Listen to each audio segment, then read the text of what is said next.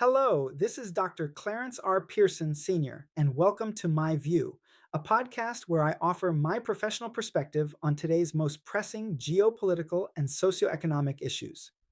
Recently, my attention has been drawn to developments concerning the war in the Middle East and how US and Israeli leaders are using language in the crisis to undermine empathy while committing cruel acts. Here is my view on the matter: language and war, undermining empathy to legitimize cruelty. Democracies do not collapse only through coups, tanks, or suspended constitutions. They also weaken through language. When political leaders stop describing opponents as human beings and begin speaking of them as vermin, animals, or contaminants, they do more than inflame public passions. They begin to erode the moral habits and legal restraints on which democratic life depends. The International Committee of the Red Cross has warned that dehumanization increases the risk of conflict and violence, increases the risk of abuses during conflict, and makes conflicts harder to resolve. This is not a matter of tone policing, it is a matter of institutional survival. Modern international humanitarian law rests on the idea that every person retains basic dignity, even in war. The Geneva Framework, the protection of civilians, the prohibition of collective punishment, and the humane treatment of detainees all depend on one premise: the enemy remains human. Once that premise is weakened in public discourse, the legal architecture built on it becomes easier to evade in practice. The ICRC's recent humanitarian outlook identifies dehumanization as a growing cross conflict danger precisely because it fuels fear, polarizes communities, and helps justify violations. The mechanism is well understood. Dehumanizing rhetoric creates moral distance, it suppresses empathy and lowers the psychological threshold for cruelty. Research summarized in legal and psychological literature shows that dehumanization can function as a form of moral disengagement, making people more tolerant of abuse and more indifferent to the suffering of those cast outside the circle of concern. That is why such language is so often present before or during episodes of mass violence. It does not merely reflect brutality, it can help normalize it. The current wars in the Middle East have made this danger impossible to ignore. In its January 2024 order in South Africa versus Israel, the International Court of Justice explicitly referred to dehumanizing rhetoric coming from senior Israeli government officials as part of the context in which it found the rights claimed by Palestinians under the Genocide Convention to be plausible.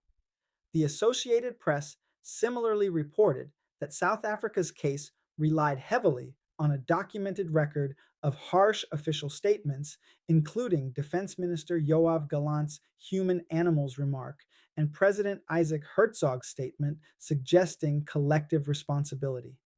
Those statements matter because they do legal as well as political work. International humanitarian law requires distinction between civilians and combatants, but when officials declare that there are no uninvolved or suggest that an entire nation is responsible, they blur that distinction in the public mind. Once civilians are rhetorically fused with armed actors, collective punishment and indiscriminate force become easier to justify to domestic audiences, even when they remain unlawful under international law. That is one reason dehumanizing speech has become central not only to advocacy campaigns, but to legal scrutiny itself. The damage does not stop at the battlefield.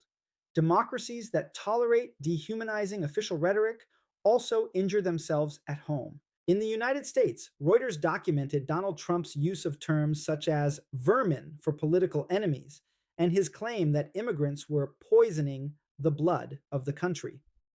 In March 2026, the UN Committee on the Elimination of Racial Discrimination warned that racist hate speech by US political leaders, including the president, had contributed to grave human rights violations.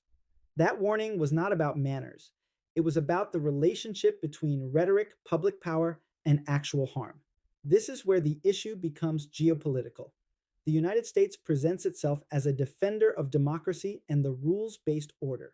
But when democratic leaders use language associated with racial contamination, infestation, or subhumanity, They narrow the distance between liberal governance and the rhetoric of autocracy. That creates a credibility gap abroad.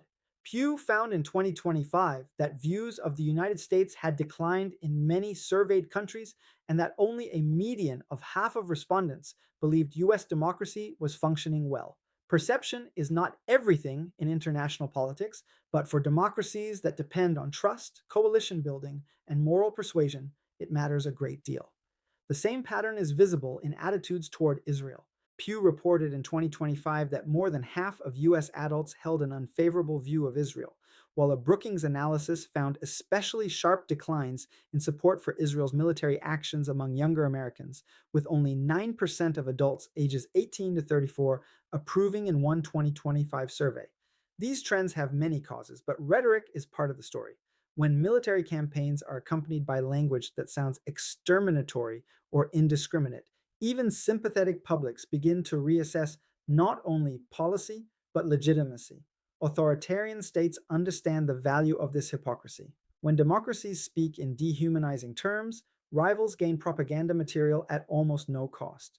They can point to Western double standards and argue that liberal states invoke law selectively, defend humanity selectively, and condemn extremism selectively. That weakens multilateral diplomacy, especially in the global south, where memories of colonial violence and unequal standards remain vivid.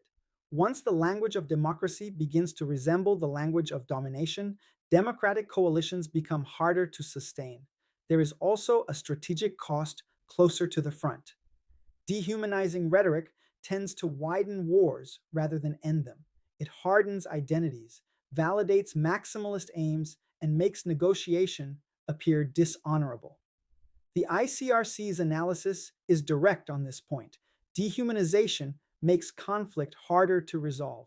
If political leaders truly seek durable security, rhetorical restraint is not sentimentalism, it is strategy. Precision in language helps preserve precision in law and ultimately in military conduct. The alternative is increasingly visible, a world in which euphemism masks suffering, cruelty becomes normalized through official vocabulary, and legal limits are hollowed out not only by force but by speech. George Orwell warned that political language can make lies sound truthful and murder respectable. That warning has lost none of its force. In our own time, the first defense against atrocity is often linguistic. Democracies must insist that leaders speak with moral and legal precision, not because words are harmless, but because they are not. My View is a continuing series where I share informed commentary on a wide range of geopolitical and socioeconomic topics. If you found today's discussion helpful, please follow, subscribe, like, and share. Thank you for spending this time with me, and I invite you to explore other My View episodes available online. Until we meet again, goodbye.